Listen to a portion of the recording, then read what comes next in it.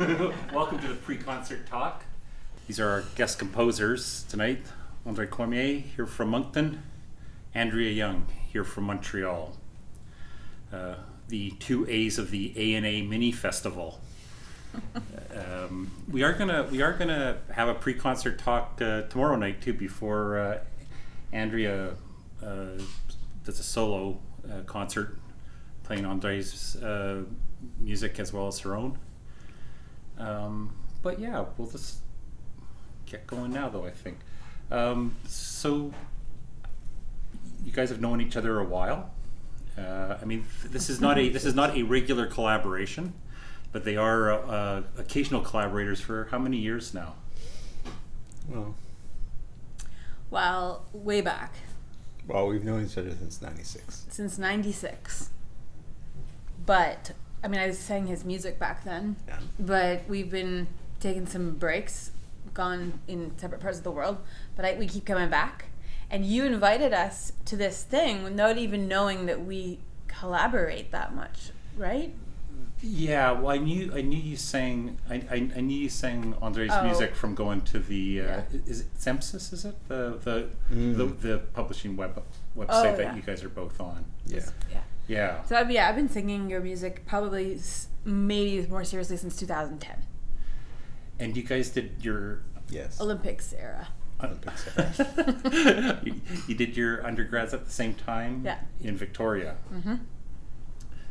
But you're different ages. Mm-hmm. This is, I mean, we're going to talk music a bit, but to me the history is kind of interesting here. Like, Andre, how did you end up in Victoria? It's my alma mater too. Maybe that's the only reason why I'm so interested in this. But there's a lot of weird and wonderful music that comes out of that school. It's kind of a funny story. It's not funny at all. It's just a story. I mean, I could laugh. I moved to Victoria just to leave the East Coast because it was ridiculous there. So much snow.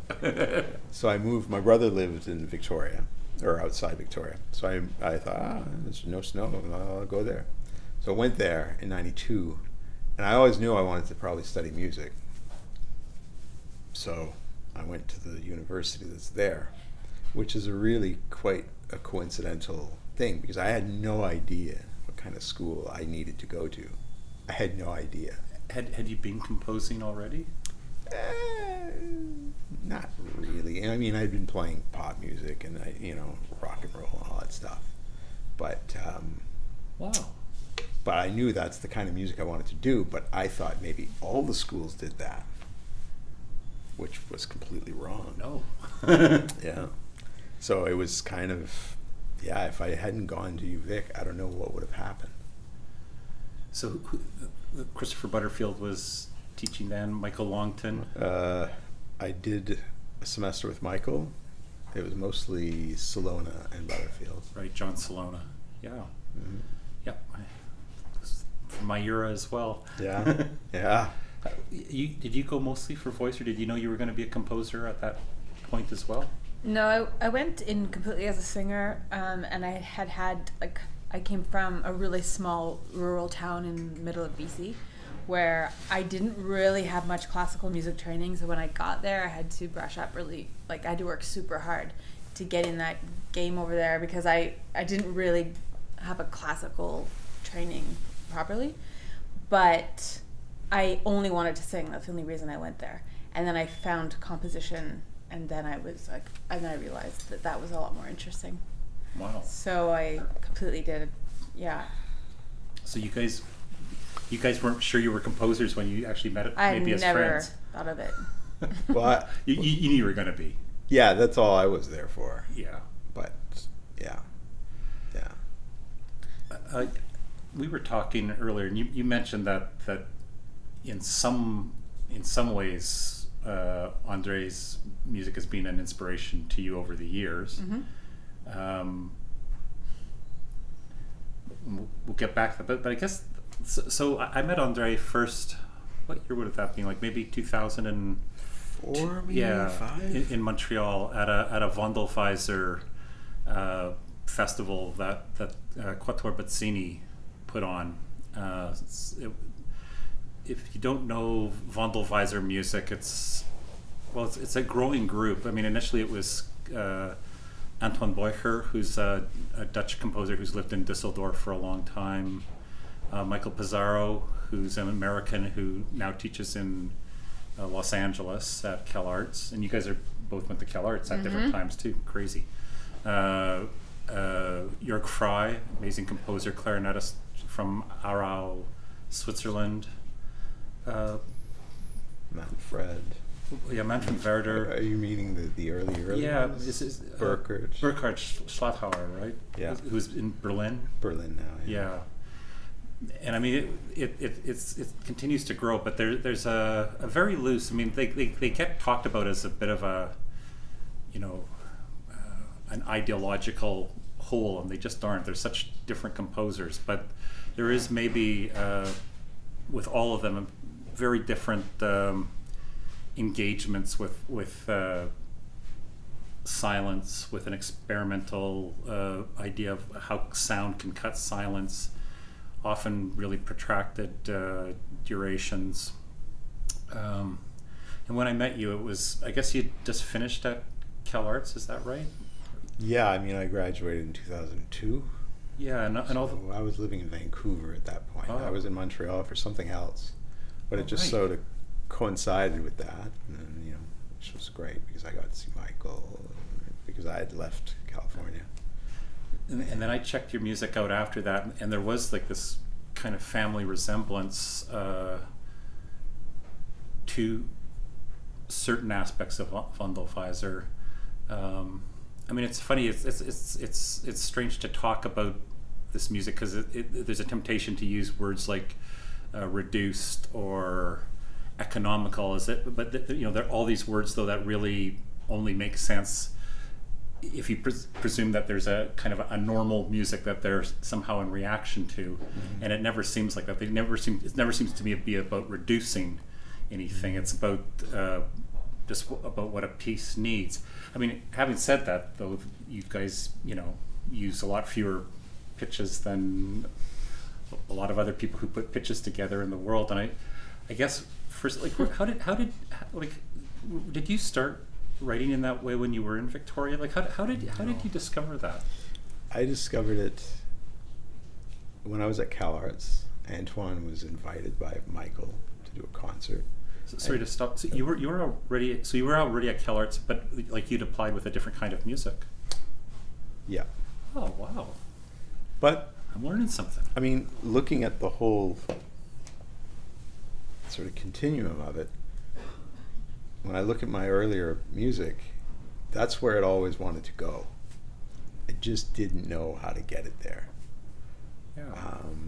And even hearing, I got a chance to hear like some early pieces in the fall, and I was like, yeah, it's there, because often I would go, oh wow, was I ever on the wrong track? And but not really. You know what I mean? Yeah. Well, I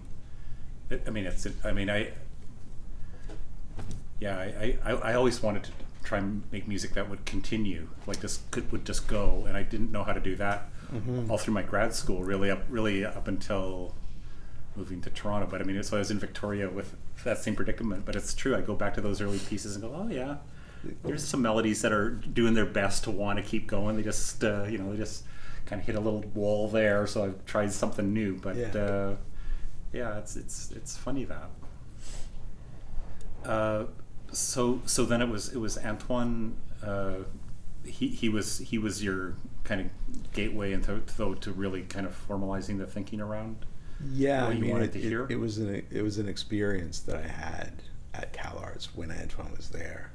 Michael was organizing these concerts on Wednesday night after the chamber music concert that was happening at like 8, and then there was an after concert of some Vondelweiser music, like starting at 11, which, okay. So that time, Antoine was there. So I decided, yeah, I'll check this out. And it was literally me and Michael in the audience. No one else came. And Antoine and his wife, Sandra, play this piece. And I left, and it was a new world. It was the weirdest feeling. Completely changed. It was like this, yeah. And it took a long time to figure out what exactly that was all about in me, until I went to Dusseldorf in 2009 to do a mentorship with Antoine. I asked him if I could go and hang out with him for 3 weeks, pick his brain because of that experience, and No, that was a big deal for him as well. I mean, I talked to him recently. I didn't realize that. I mean, Antoine Boyher is doing mentorships now out of Dusseldorf. A lot of people are going to it, but he forming. Not only was André the first, that it was André's idea. Basically, he credits you with this whole burgeoning second career he has now. Yeah, he calls me the inventor. Beautiful. Yeah, no, I'm really happy that it's gone on for him. It's, it's really great. He really enjoys it. Andrea, so how did I mean, we've also talked that you feel like you've got a couple of different things going on in your musical trajectories now, but is there a way that you typify them, or do you think of them? I mean, maybe try and describe it. Like we're going to hear something kind of different from Andrew tomorrow night, but well, I mean, I'd say that like you have some thread that it was in, like, your voice or your style or that little ingredient that sounds like you. I've had that also from the very beginning, and that might be some kind of abstract song like monster or something. But like I recognize that thread, and so it doesn't really matter if I go into maximal sound and large noise walls, or whether I go into a really delicate monophonic place. It's still the same character, you know what I mean? There's like a certain musicality that's still under it. So no, it's true. I mean, like, just thinking of song, I mean, it seems so ubiquitous, but I mean, it is, especially when you're kind of pushed to write in, with these sort of classical instrumental models, like, to keep coming back to song seems pretty potent. How would I was trying to think about that after we talked about this the other night, though. Like, how would you typify, like, what is song to you as a core that kind of crosses, different kinds of sonic strategies? Like, what makes song, I guess, in your mind? Well, I mean, voice, I guess, but is it something else? I mean, yeah, I mean, I think that it's like some kind of little space, of sound that's organized in a way that you have kind of a lyrical expression. But in my case, anywhere I've actually made a song, it's kind of a propelled information, kind of goes back on itself. There's sort of a little bit of repetition somewhere inside of it to kind of keep it in the same space. Is there always text, or are you talking whether it might be like shards of words, not even really meaning, but just a sort of a broken speech or some broken lyric of some kind with a organized sound that sort of has a kind of mini structure. And I've managed to do this with no like verse, chorus, nothing like that, just sound that's organized in a way that keeps you in just like any 5-minute song, but say it's 2 minutes or say it's 10 minutes. But yeah, it's kind of hard to describe it. I don't really know. I mean, I'm still trying to figure that out. But the main thing I'm curious about is like where sound and song start to separate. So, wow. And then a sonic, like just at a pure sound where you're like in an abstract space, like I hear a beep, and how does that turn into a song? Or if that was like a big wall of noise that turned into a voice. So there's like a morphing. I'm like pretty interested in morphing, and I came to the Vondelweiser music through André, and went to the festival last year because I was singing his music, and this sort of information, and studied with Michael Pizarro, and this information has just been seeping in slowly and coming out kind of 50% of me, and it just sort of became part of my language by experiences, not really intention or feeling very like I didn't become obsessed with that world of like that, but I respected how intentional everything was and how structural and how necessary everything was. Yeah, that's. And I cleaned up my palette a lot. No, that's clear with what I've heard for sure. I mean, I wonder if part though, and maybe this is even some of the ways in which it's copacetic. Like the thing about song though is like, I mean, especially if you think of, folk song, vernacular song, like not so-called art song where tends to be a lot of harmonic and dramatic conventions to try and color the text and that too. But I mean, there is that thing that always strikes me with song is that there's this focus, and yet there's a way that songs can still just, I mean, even if it's not chorus and verse, there's still a way that they can just continue to go, like even if you're talking about late medieval sequences, like those hour-long mass show songs that are just sort of doing strange little loops on a small amount of polyphonic material. And I mean, because there is that strange sense with your music that it can just keep reworking things like around your voice, whereas maybe because the other conceit, I mean, and your voice is an instrument. It's a phenomenal thing you're going to hear if you haven't heard it. But I mean, you have a conceit like, oh yeah, no, my voice is an instrument. I don't want to think of it in terms of something like song, which kind of relocates it in human utterance somehow, and yet you kind of turn that on its head. So even when the words are very protracted, there's still this sense that there's some kind of utterance, it seems to me, that allows stuff to kind of keep rotating around it. Yeah, it's definitely it's definitely something that I'm like right in the midst of trying to figure out. And this piece that I did here is the first time in a very long time that I've incorporated voice and electronics with chamber ensemble or any kind of chamber.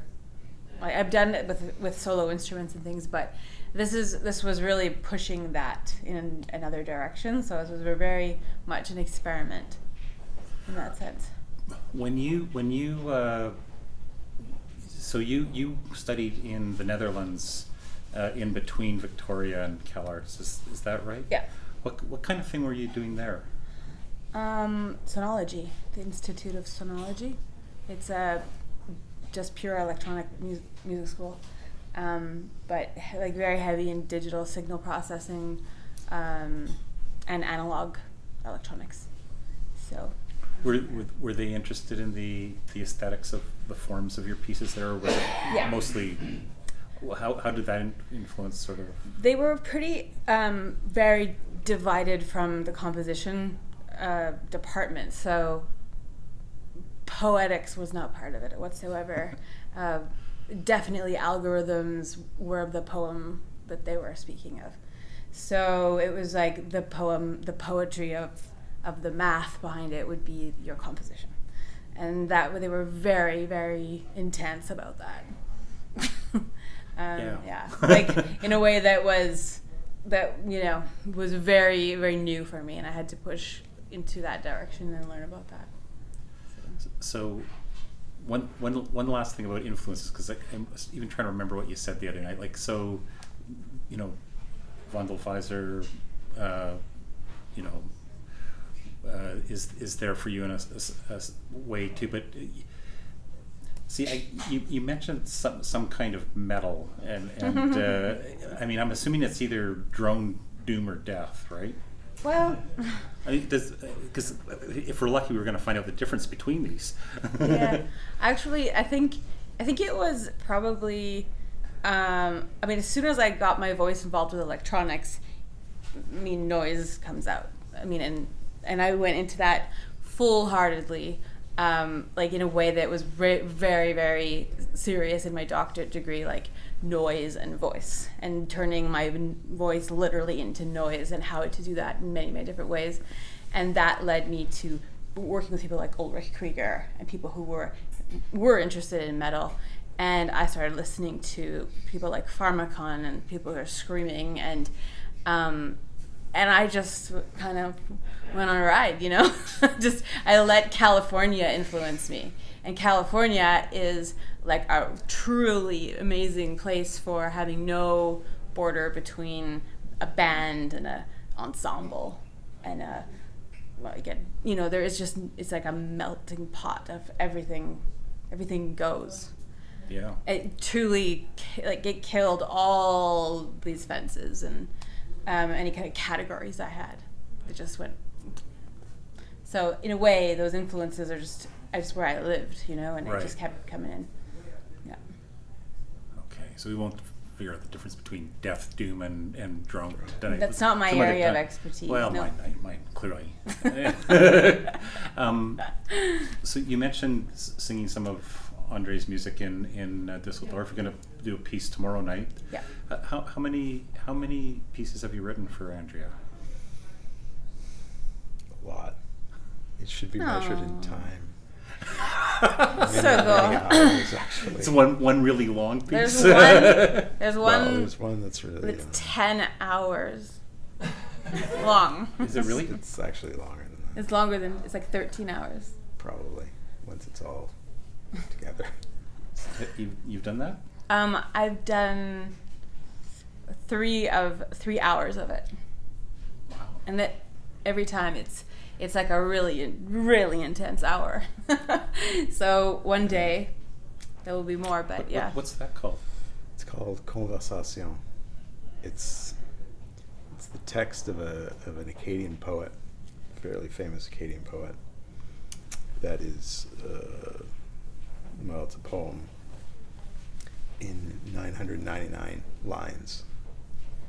So Andrea asked me to write a piece for her, so I was looking for some text, and I had this book. So I thought, I'll set the first 100 lines. This should be fine. So I did. Mm-hmm. And then I kept setting more lines. And yeah, so there's 10 volumes because I've divided it all into 100 lines. The minimum is about a 52-minute piece because the text sort of dictates that, right? But the text starts getting longer. The lines start getting longer in the poem. Wow. So the music got longer too. Are there electronics involved as well? No, it's just female. The poem, the lines are split, are sort of, are he and she through the whole thing, basically. It's sort of a random arrangement of he and she. So only the she parts she sings, and then the he parts, we got a guy just mumbling them. Perfect. So it's, yeah. It's very convenient for the male part. And then the ensemble sort of changes throughout. There's one for solo piano, solo viola, violin, cello. Viola and cello, string trio, string quartet. They're really beautiful pieces. Do you think of well, 2 questions I guess interrelated, like do you think of them as songs, and if you think of them as songs, are they somehow different than your other music? So I guess that's. I don't think of them as songs. Do you? No, they're not songs. No, they're just this. They're a conversation in the sense that I sing something.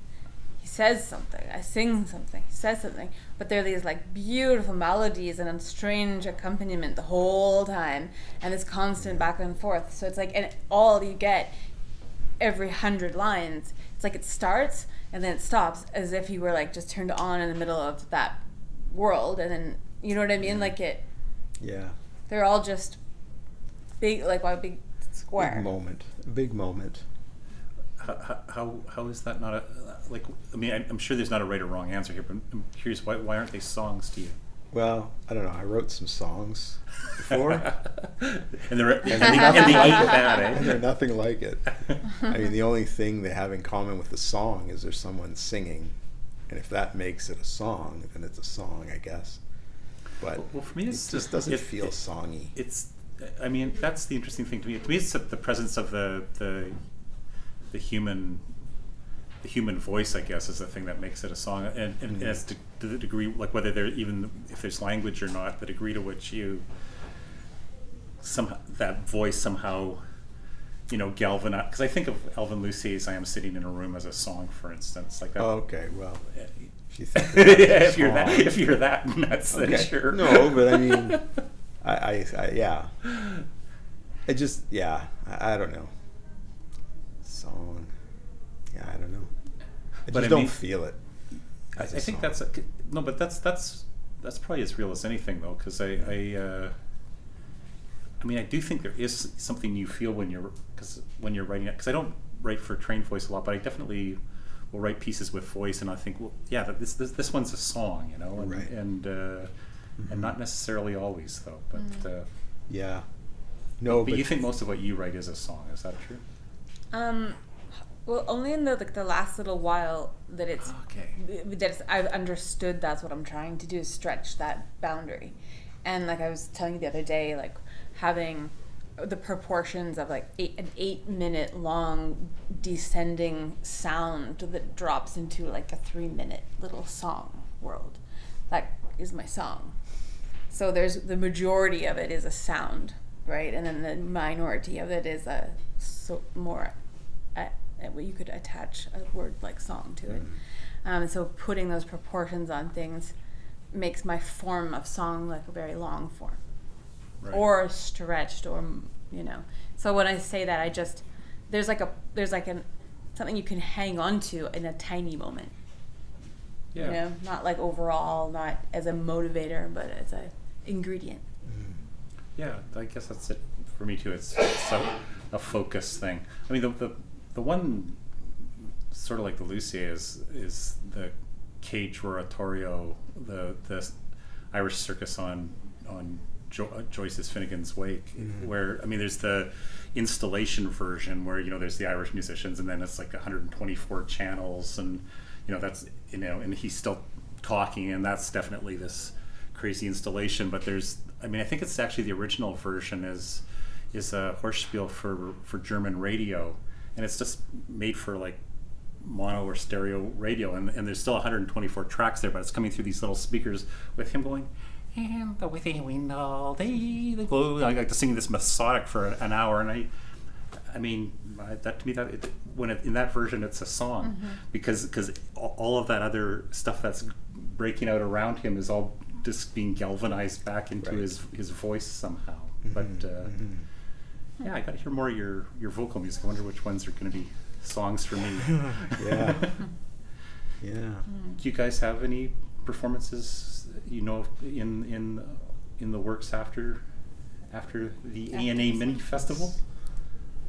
Well, my ensemble that I started in California is going to be playing in Montreal in the fall, and so that's going to be, I mean, that's something that I'm very invested in. It's a mixture of prepared turntables, my voice and electronics, electric bass, and local musicians all participating in a big sort of open score situation, which is fun. Great. What's next for you, Andre? In the immediate, I have something going on in Boston, Providence in June, and then it's composition period. I mean, there might be other things, but yeah. I want to figure out how to get 13 hours of you doing his Not a Song. We're working on it.